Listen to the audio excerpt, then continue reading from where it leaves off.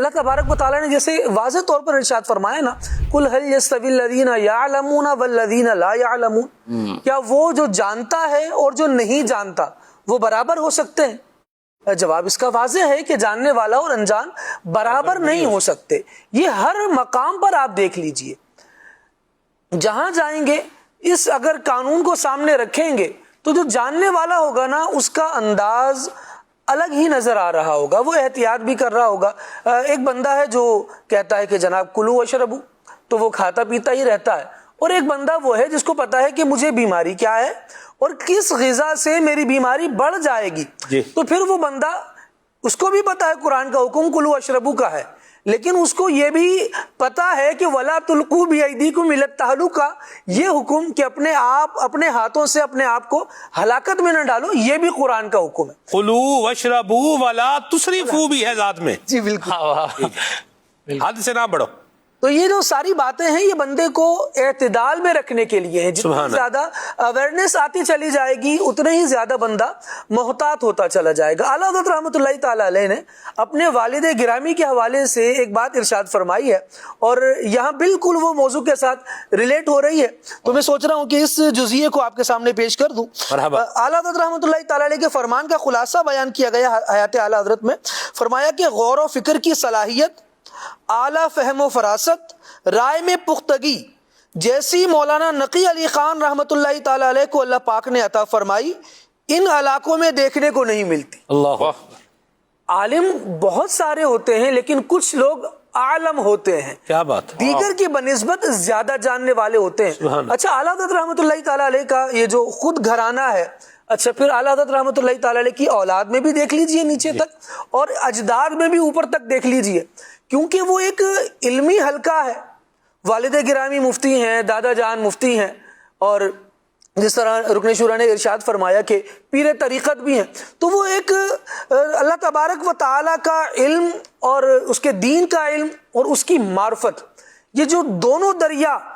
یہ جو جس کو کہیں کہ مجمع البحرین ہے یہ خان وادہ، تو یہاں پر علم بھی نظر آتا ہے اور ساتھ ساتھ عمل بھی نظر آتا ہے، یہاں پر عشق بھی نظر آتا ہے اور ساتھ ساتھ اس میں وارفتگی بھی نظر آتی ہے۔ یہ ساری باتیں تب ہوتی ہیں جب ایک ایسا خانوادہ ملے، جب ایسا ماحول ملے کہ جہاں پر علم کی قدردانی ہو۔ سبحان اللہ۔ اعلیٰ حضرت رحمۃ اللہ تعالیٰ علیہ کے والد گرامی کی محافل کا جو حال بیان کیا گیا، اس میں باقاعدہ لکھا گیا کہ آپ رحمۃ اللہ تعالیٰ علیہ کی مجلس میں آپ کے ساتھ اٹھنے بیٹھنے والوں میں بڑی تعداد علماء کی ہوا کرتی، سبحان اللہ۔ اسی وجہ سے پھر اعلیٰ حضرت رحمۃ اللہ تعالیٰ علیہ کے والد گرامی کی جو گفتگو ہوا کرتی تھی، جس طرح بھی بات ہوئی کہ بات بات پر آپ کے لبوں پر قرآن کی آیات جاری ہوا کرتی تھی، احادیث مصطفیٰ صلی اللہ تعالیٰ علیہ وآلہ وسلم پڑھا کرتے تھے، سامنے علماء موجود ہیں۔ اچھا، جو نئے ہیں ان کی تربیت ہو رہی ہے، وہ سیکھ رہے ہیں، ان کو ماحول مل رہا ہے۔ اب آج بھی دیکھیں تو جہاں جہاں دارالافتاء قائم ہوتے ہیں وہاں یہ نظام آپ کو ملے گا کہ ایک بڑے مفتی صاحب ہوتے ہیں اور ان کے ساتھ ان کے معاونین ہوتے ہیں جو خود علم کے بارے میں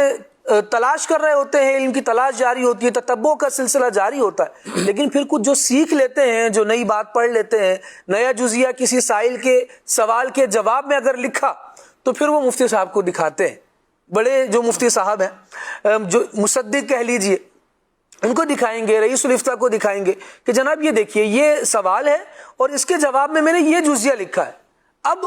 یہ جزیہ اس سوال کے جواب میں بنتا ہے یا نہیں بنتا۔ دیکھیں، تلاش تو کر لیا، لوگ پتہ ہے کیا کر رہے ہیں آج کل، لوگ مفتی اعظم آج کل کچھ نئے ہی ہیں، مفتی اعظم گوگل، مفتی اعظم گوگل، جی ہاں، مفتی اعظم گوگل، مفتی اعظم چیٹ جی پی ٹی، تو وہ کیا کر رہے ہیں جناب، مفتی اعظم جیمنی، جی جیمنائی یا جیمنی جو بھی بول رہے ہیں، جی اس کی بھی ریسورسز کیا ہیں، وہ کن کی کتابوں سے لے رہا ہے، کیسے لے رہا ہے، اس سے قطع نظر جس نے بھی اپنے آپ کو مسلمان شو کیا اور اپنی کتاب بطور مسلم بکس اس نے اپنی اپلوڈ کر رکھی ہے، جب یہ چیزیں تلاش کر رہی ہیں نا،